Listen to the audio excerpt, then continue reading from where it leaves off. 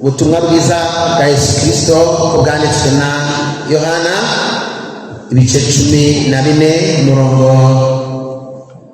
wa 16 aravuze ngo nanjye nzasaba data nawe azabaha undi mufasha ukubana namwe ibihe byose, iwe mwuka w'ukuri. Bishoboka ko abisi bamuhabwa kuko batamurora kandi batamuzi, ariko mwebweho muramuzi, kwabana namwe kandi azaba muri mwe. Some yakozwe n'intumwa hirya gatoya rwose dusunitseho gatoya, igice cya mbere umurongo w'8 aravuze ngo cyakora muzahabwa imbaraga Mwuka Wera n'abamanukira, kandi muzaba abagabo bo kumpamya i Yerusalemu, Yudaya yose n'i Samariya no kugeza ku mpera y'isi.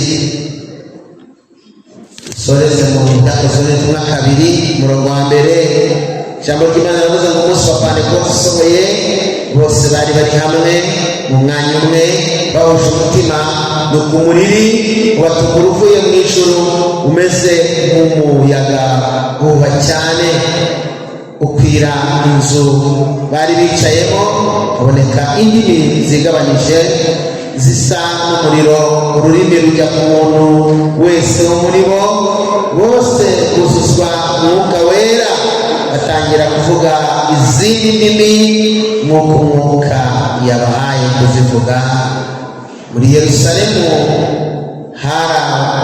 habaga abayuda b'abaturage b'abanyadini bari baturutse mu mahanga yose ari munsi y'ijuru.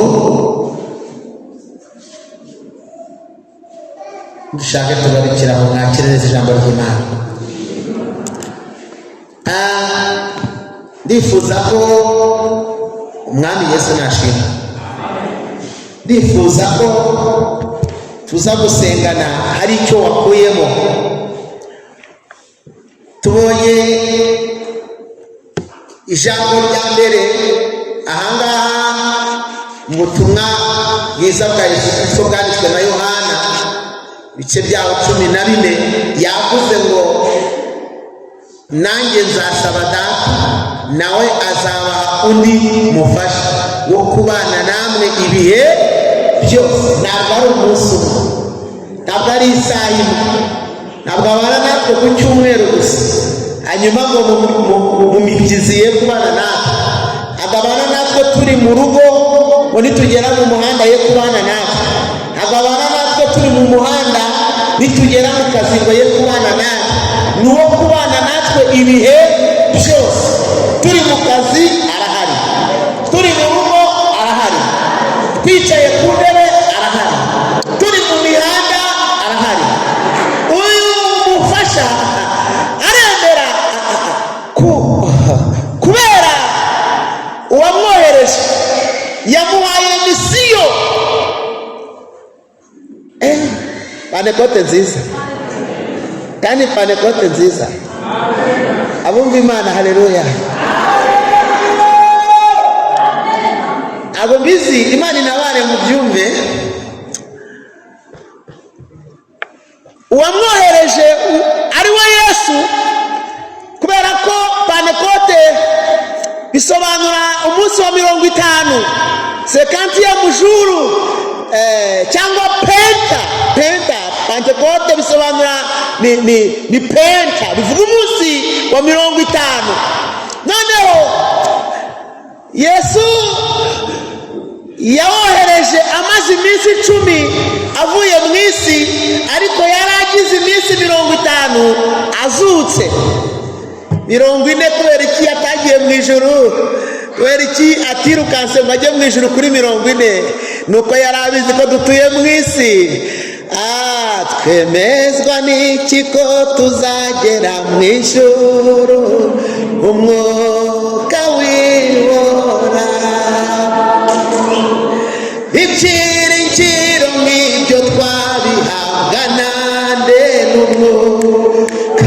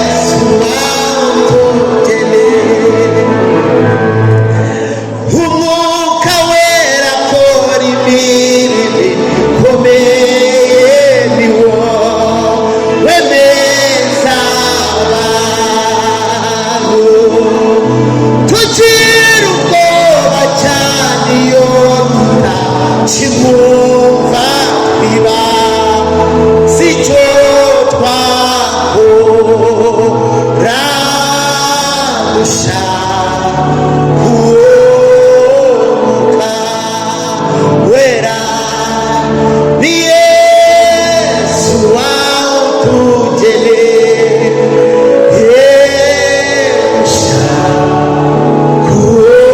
uwomuka wera ni Yesu wautugeneye. Atukuzwe. Haleluya.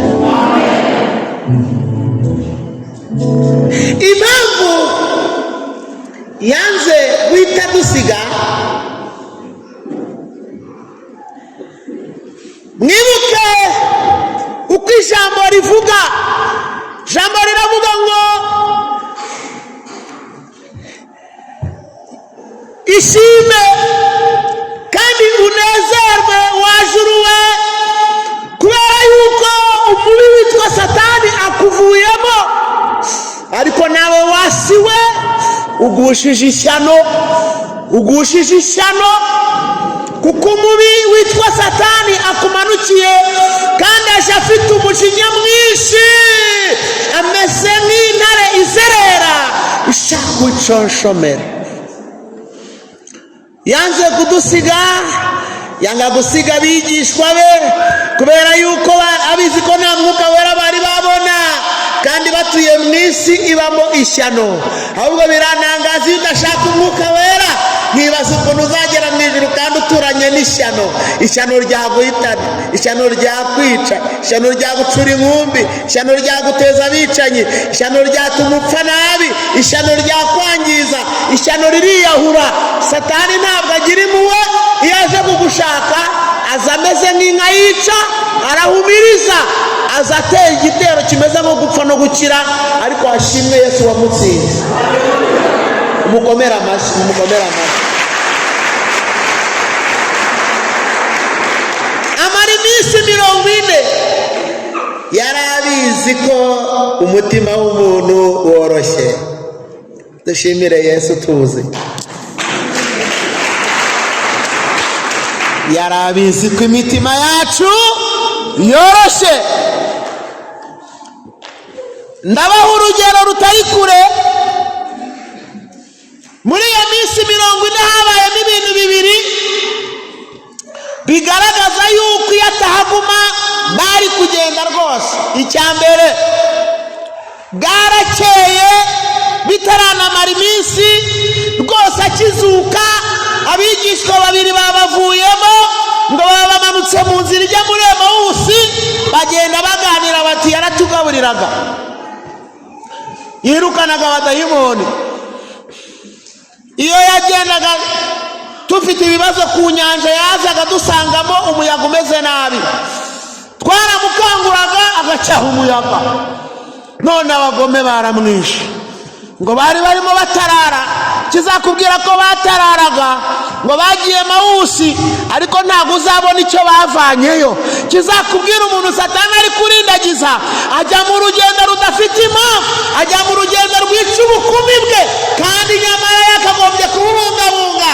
Ariko dushaka umwuka wera, umwuka wera akora imirimo itangaza, kuko ari we wemeza abantu. Arababwira ati ntabwo muzi amakuru ko byari byanditswe ko mu minsi 3 azazuka. Ngo bageze hepfo, ngo bagiye asa n'utera intambwe ngo abasige, ariko ngo babona, ngo baramubwira ati wabari ugasangira natwe. Ngo nuko afata umugati arawumanyagura, ngo arawushimira, akiwushimira, baramubonye bati niwe, abarabacitse. Bahita basubira i Yerusalemu, bataracyahariwe, haracyariho, nimureke twihangane. Urumva 40 yashize arimo ababungabunga, bari gutarara bakamusiga, bari kubivamo vuba, ariko hashimwe Imana. Mumera Imana icyubahiro. Bukeye bwaho harabiyereka, bari bateranye, harababwira ngo amahoro yanjye abe muri mwe. Ngo yari yanyuze mu rukuta, ntabwo yakinguje, yabasanze mu cyumba mu nzu aho bari arinjira. Aravuga bati arahari, arongera aragenda. Nanone inshuro ya 3 abandi barongera baratarara, basubira ku mwuga wabo wa mbere. Agenda kose keneye umwuka we, ko bimeze kose keneye bikeneye umwuka we, nubwo utazi gusenga cyane ariko ukeneye umwuka we, nubwo uri mu rusengero ukeneye umwuka we, nubwo uririmba muri korali ukeneye umwuka we, nubwo uri umudiyakoni ukeneye umwuka we, nubwo uri umunyamasengesho ukeneye umwuka we. Tera haleluya.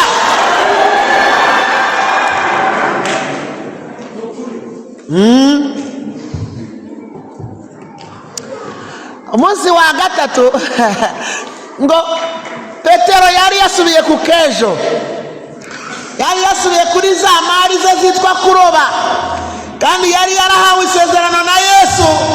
Aramubwira ngo ngwino iby'amafi bizemo uzaroba, nzakugira umurobyi uroba abantu, uzajya ubabwiriza ubarobe ubakure mu byaha ubazane kwa Yesu. Bajya baririmba ngo kwa Yesu dufite ubutware, dufite n'ubushobozi iyo twizeye amagambo ye, kuko yatubwiye ku musaraba haturuka.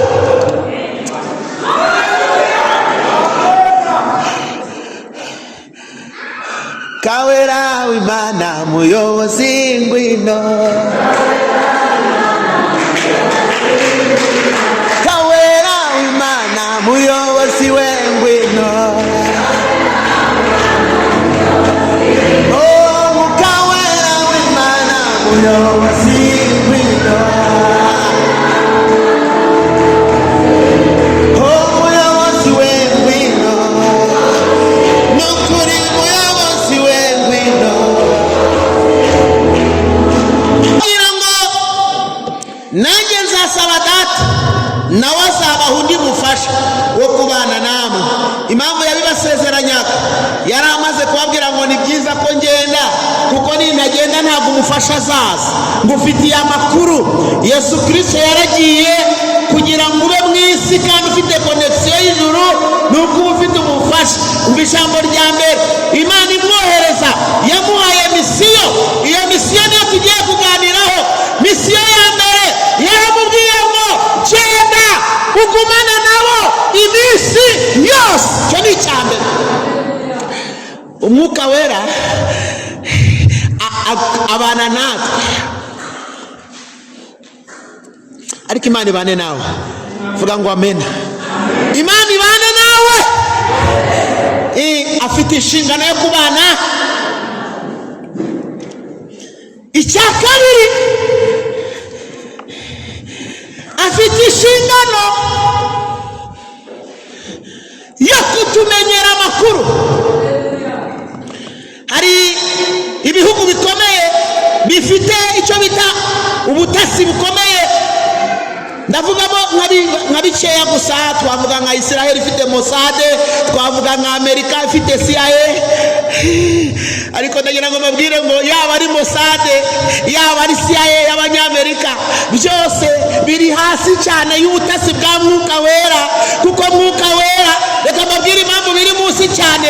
Mwuka Wera we akora ubunetsi bukomeye ku rwego aneka akamenya amakuru. Niyo mpamvu wa muri ibyo yavuze ngo nkunda kumva amakuru y'umurwa uri kure cyane hatagera ibyago, kandi umucyo n'umwana w'intama w'Imana aravuga ngo umunsi umwe azawinjiramo. Ninde uri kunyumva ngo atere haleluya?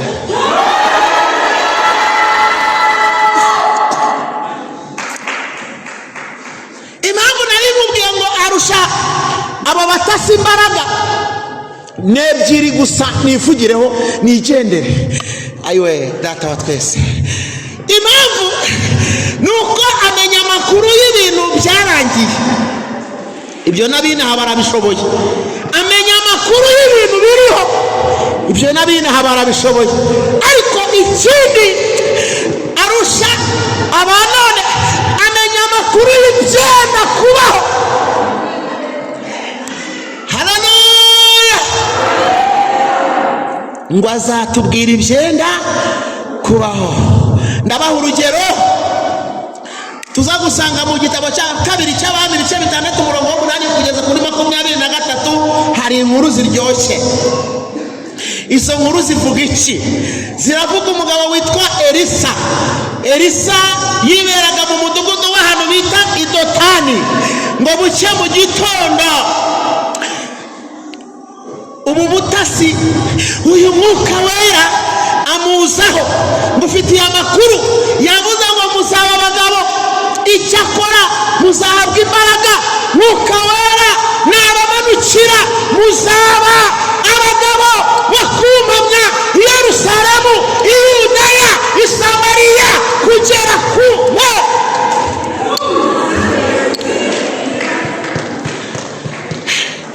haleluya.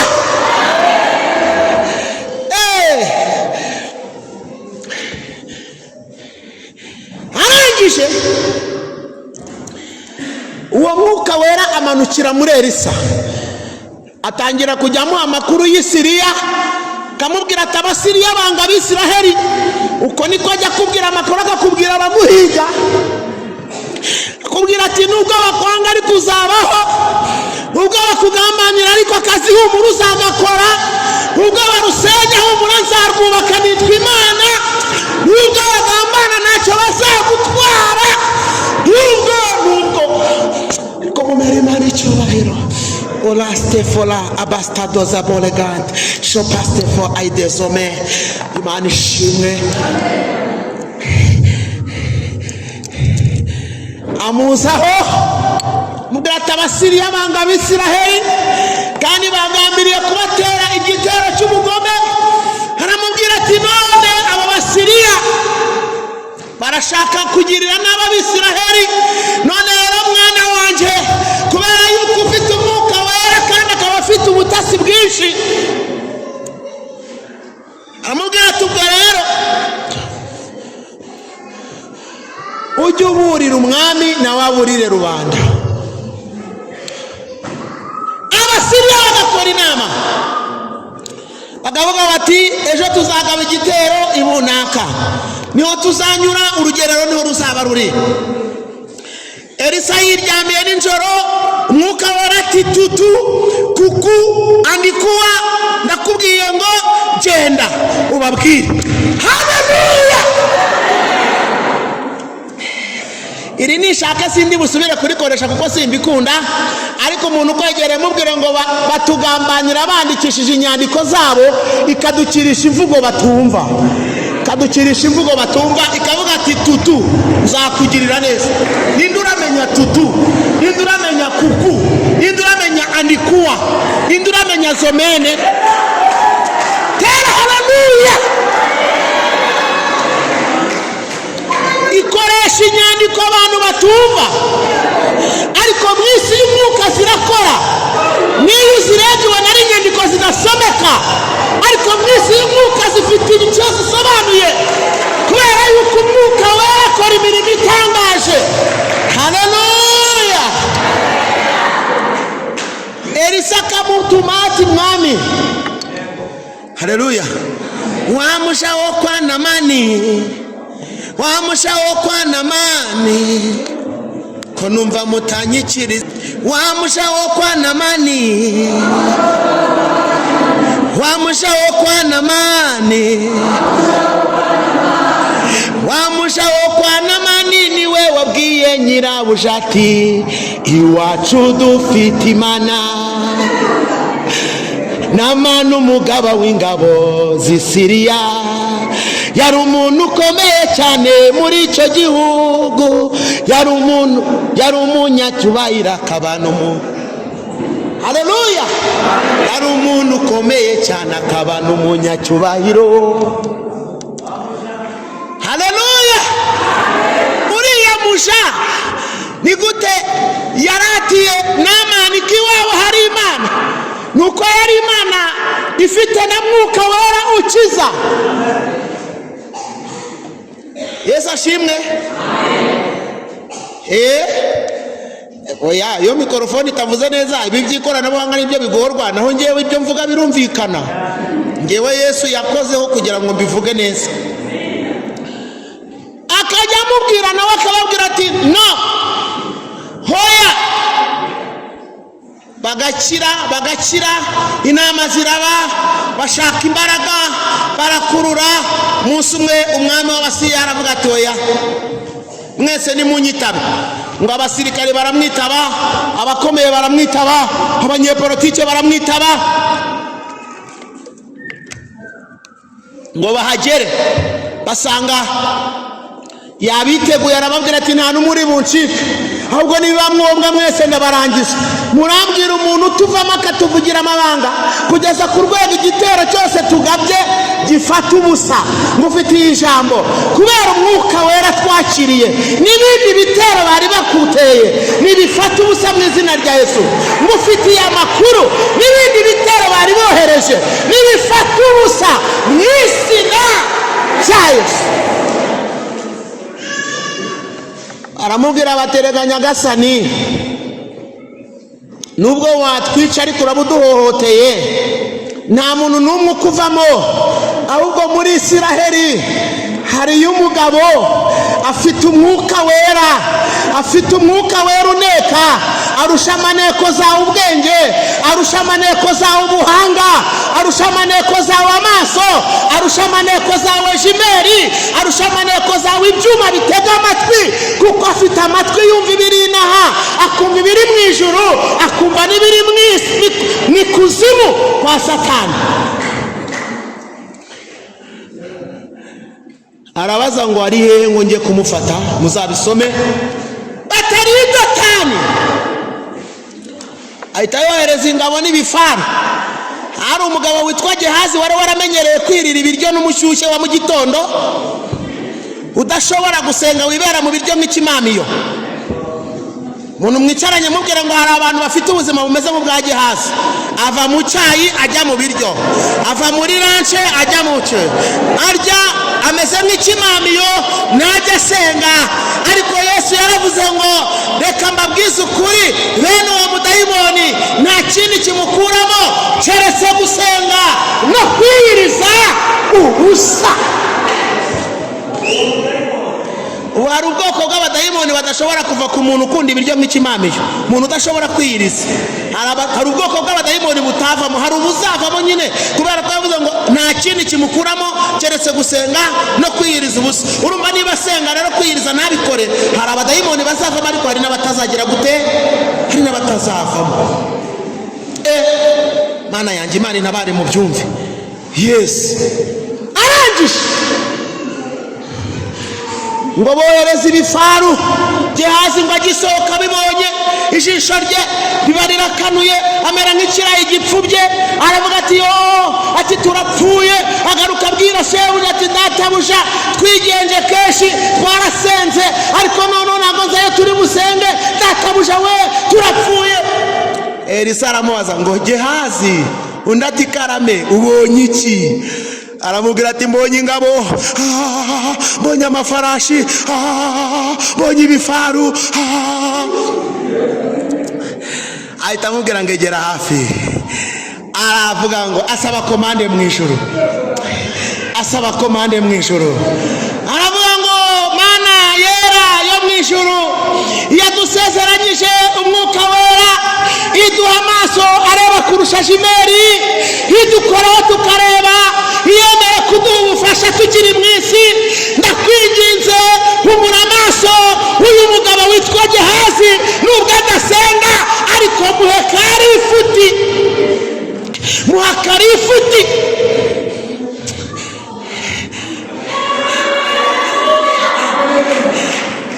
Odi sansoto kedalas ene doke sovai alo, muha karifuti nawe yumve kubipatosi itosi safodao zanga nitao asakosakita anasabone gerdovait. Nawe yumve uko bigenda sawo sawo de safonene ma saboza gide sose boneta. Asenga asaba komande y'umwuka wera mwinshi uza kuri Gehazi. Gehazi ngo igihu kimukurwaho, arebye ibifaru byo mu ijuru, ngo abona bitandukanye na bya bindi by'inaha ngaha. Abona ngo biraka n'umuriro, abona ngo bifitwe n'abamarayika, abona bafite inkota z'umuriro, ibintu byose ari fire fire.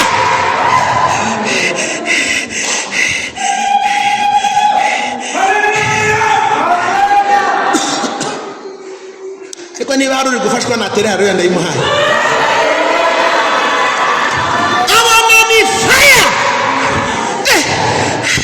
Gehazi yahise asohoka avuga ati mudukoreho Imana ibamare, mudukoreho ibici, mudukoreho ibereke.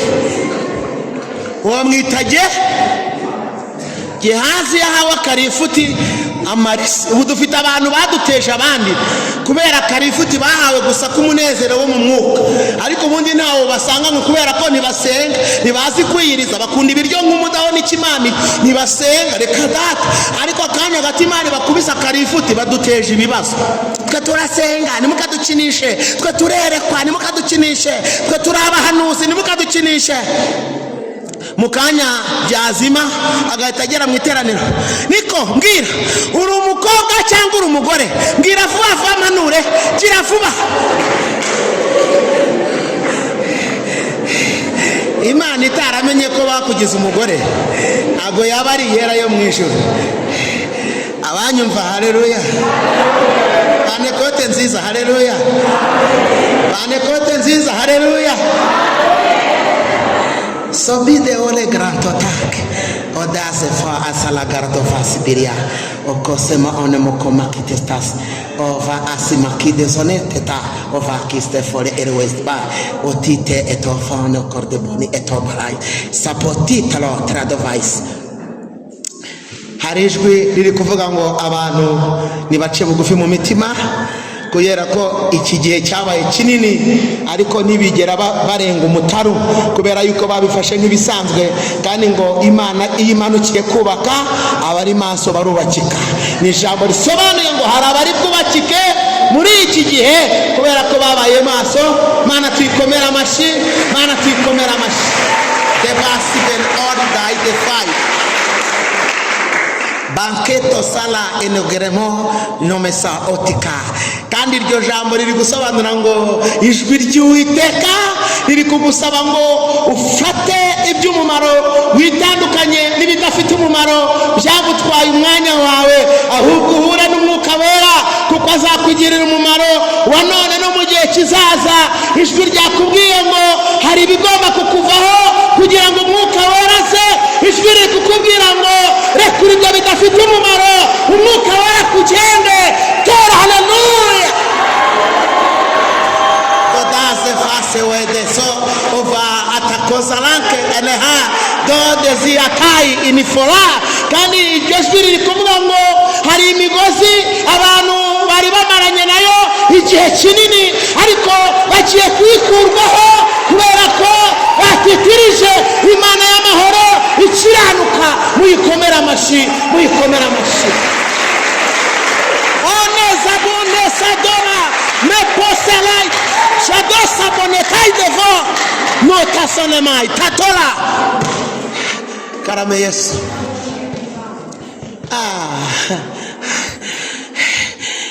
Barangije abagabo nabo ngo bagota umudugudu, ngo bafite imbunda, ngo bari bahawe briefing ngo yo kumurasa. Babati aca hejuru mu murase, aca munsi mu murase, mwe mucunge nagira hananyura mudugudu mu ugote. Ngo bohereje ingabo nyinshi, ntago bavuga umubare, ari gukurikije uko umudugudu ngana zari ibihumbi.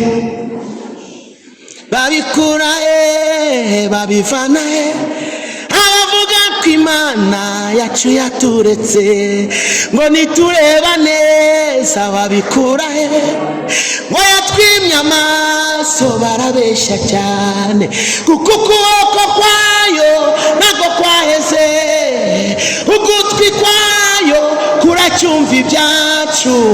Arayibeshyera ntiyaturetse, iri muri twebwe ikibi tubwira, imirimo yose igenda ikora. Ababivugana bayibeshyera, nimubakira inama barekeraho.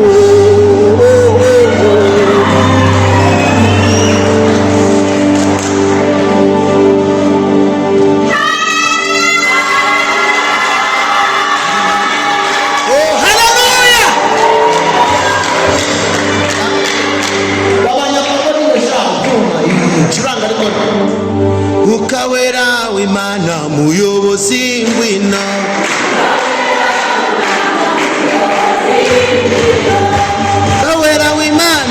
muyobozi we ngwino, mukawera w'Imana, muyobozi we ngwino we, muyobozi we ngwino, muyobozi we ngwino, muyobozi we ngwino, mu mitima muyobozi we ngwino, tabara muyobozi we ngwino, karame karame karame karame karame karame karame karame.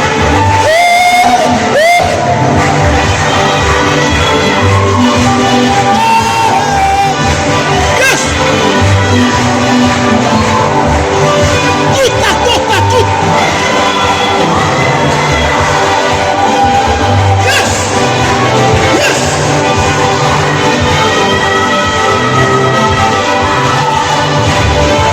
Muyobozi we ngwino,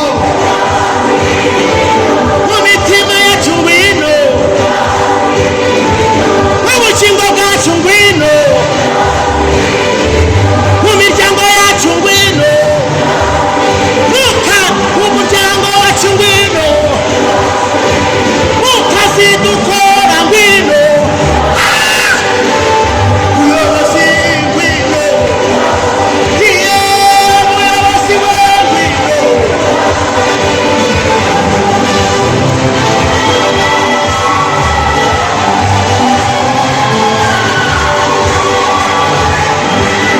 Esa salsa bona, salsa mando samosa, masa bona tokitano, masa bona monata, shabasa bona mastano, korasa bona kosa.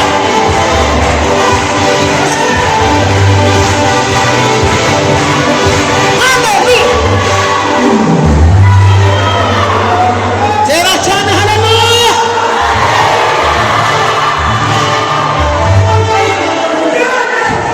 Umwuka wera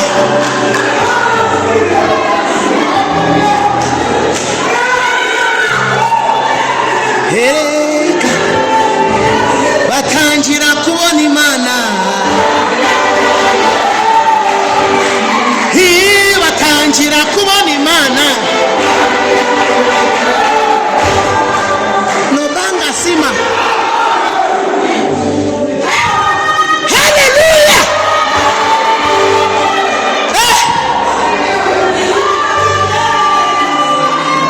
Asifiwe. Ngo baje gufata Elisa, ngo baje gufata Elisa, kumba afite umwuka wera umuha amakuru, avuga ijambo rikomeye aravuga ngo data ndakwinginze izi ngabo zihuma amaso, wako kanya zihita zirindagira ku maso yazo hajyaho igihu, mufitiye ijambo ryaturwa n'umushumba, mwatuyeho iri jambo uhereye none, uhereye iyi tariki, ibiguhiga Imana ni ibihuma amaso mu izina rya Yesu. Haleluya. Ninde ufite haleluya ngo ayitere? Batangira kubona Imana, batangira kubona Imana, batangira kubona Imana, batangira kubona Imana.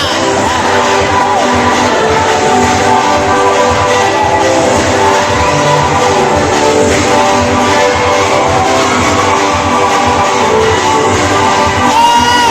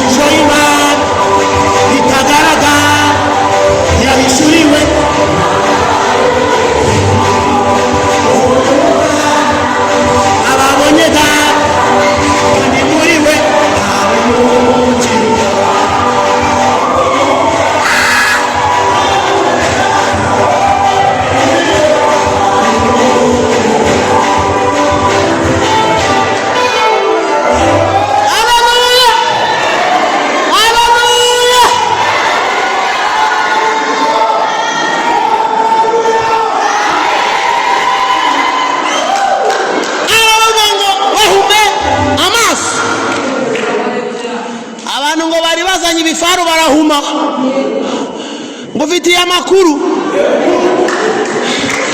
ibikoresho bazanye ntacyo bitubwiye nibahume mu izina rya Yesu.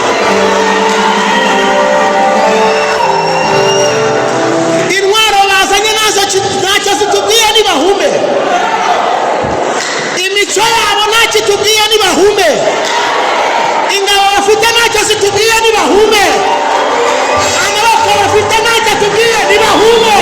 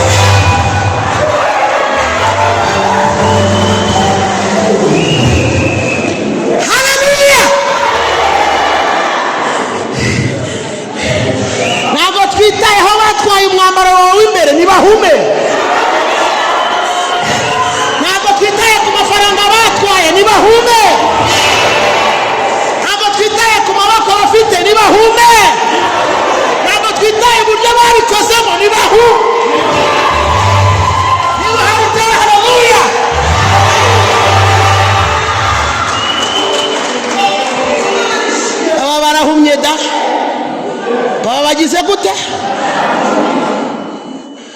ngo arababwira ati muje kureba nde? Tuze kureba Elisa. Kandi ubwo barahumirije umuhanuzi w'Idotani.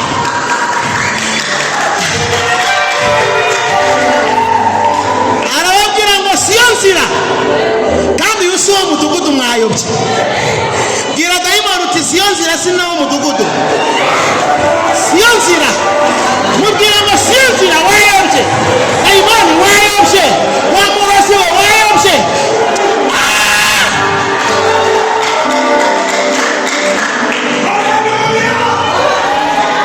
Undi muntu ufite haleluya nka babiri batatu nibayitere numve.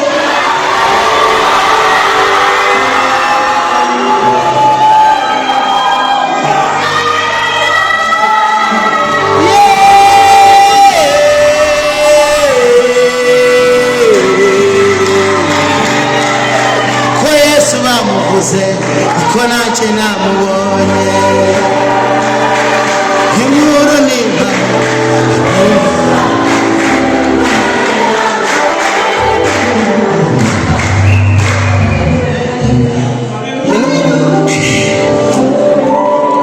ubundi Yesu ashimwe. Ubundi minota bamaye nyine niyo kuvuga ijambo ry'Imana. Nakundi nagira eka nsoze none se niyo mwampaye nyine. Mwuka wera niyo graduation. Iyo ufashe umwuka wera ubu graduatinze, biba bisobanuye ngo nta kintu na kimwe cyatuma udakorera Imana mu mpano ingana n'uko Imana igushaka. Niba iguhamagaye mu kuririmba, uyiririmbira mu kuri no mu mwuka. Niba iguhamagaye mu guhanura, uhanura mu kuri no mu mwuka.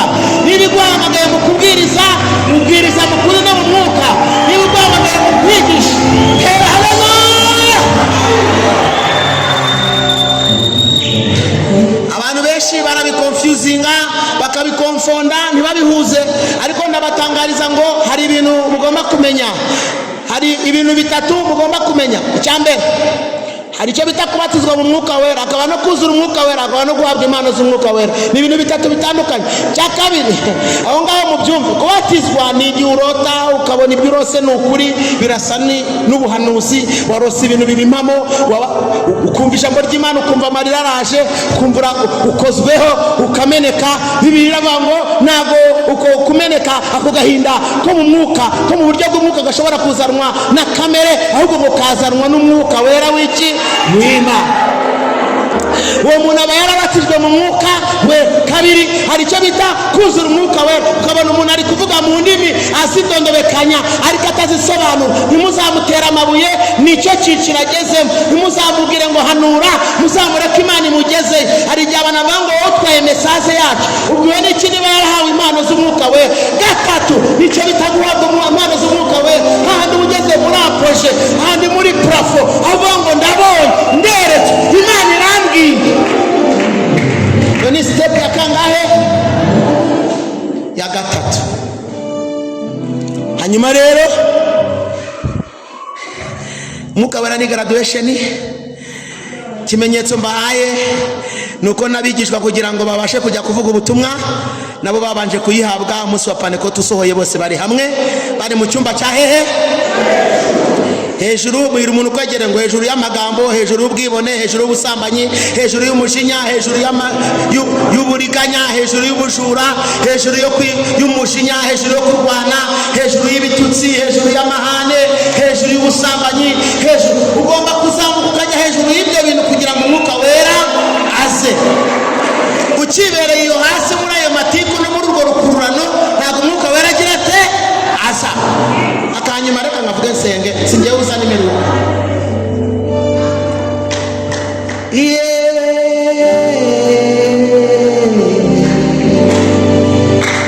Kwesu baho jenamo dimoro nimba kwesu baho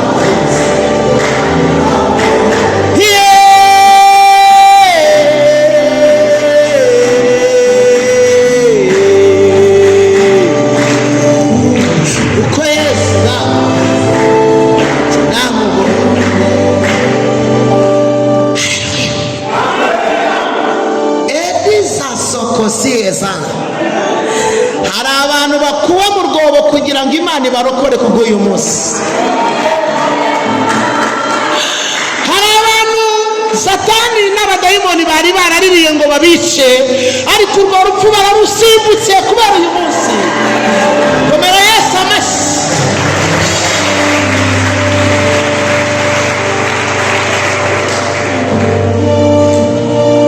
Hiyo niyo data, hiyo niyo data bidasubirwa, hiyo data, hiyo niyo data, hiyo niyo data bidasubirwa.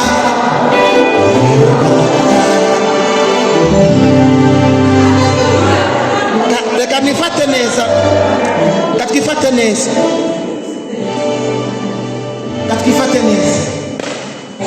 Haleluya, haleluya, haleluya. Icyambere,